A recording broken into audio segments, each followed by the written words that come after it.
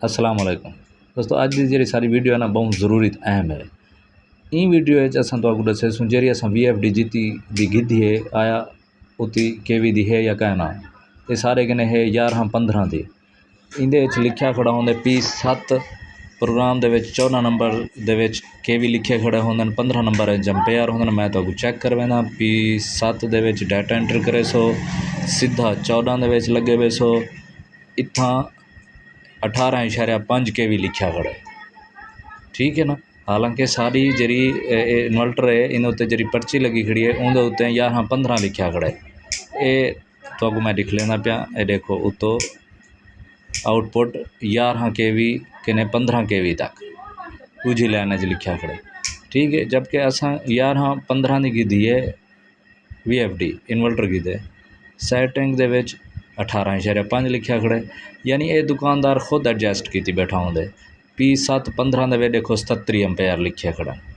ठीक है, पर्ची के उत्ते 25 किने 32 एम्पेयर है। इन्हीं होना चाहिए इतना होना चाहिए मैक्सीमम 32 77 लिखा खड़ा है। ये हुण किवें वधदन या किवें घटदन मैं तो लिख लेना PEH लगे वे सो डाटा एंटर करे सो पासवर्ड है सो 40721 40721 डाटा एंटर करे सो डाटा एंटर किते से PE दे विच असां पियूं PE02 दे विच ये देखो ये 9 लिखा खड़ा है इनको असां 7 कर देनूं। ठीक है ना। डाटा एंटर करे सूँ PE3 दे विच भी केवी लिखे खड़े होंगे ने असां 7 कीते ते इत्थे 11 केवी लिखा है। ठीक है, ये ऑटोमैटिक होंगे PE2 दे नाल असां दोबारा P7 दे विच वेसूँ P7 दे विच डाटा एंटर करे सूँ 14 ते लगे जुलसूँ ये 14 आ गया डाटा एंटर करे सूँ 11 केवी है खींच के आ गए। ठीक है, ये PE दे विच सैटिंग होंदी है उहदे दुकानदार की बैठे होंगे वधा के लिख लेना पर्ची भी अपनी मर्जी की बाज़ दफ़ा ला देते होना।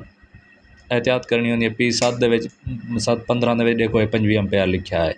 ठीक है ना। सारी VFD भी DC आउटपुट के उत्ते 15 किने 25 किने 32 एम्पेयर तक है।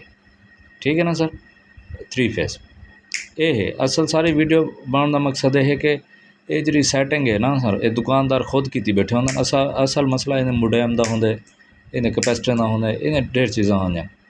ठीक है दोस्तों, वीडियो चंगी लगी होवे तो चैनल को सब्सक्राइब तो वीडियो को लाजमी लाइक करे सो। ये वीडियो बनाने का मकसद यह है कि इन जी पर्ची लगी खड़ी है जी सैटिंग लगी खड़ी है जिले गिद्धा करो चेक कर गिद्धा करो अगर सेम कोई नहीं थी मतलब दुकानदार आप सेट की बैठे सेम है तो ठीक है। ठीक है, थैंक यू सर।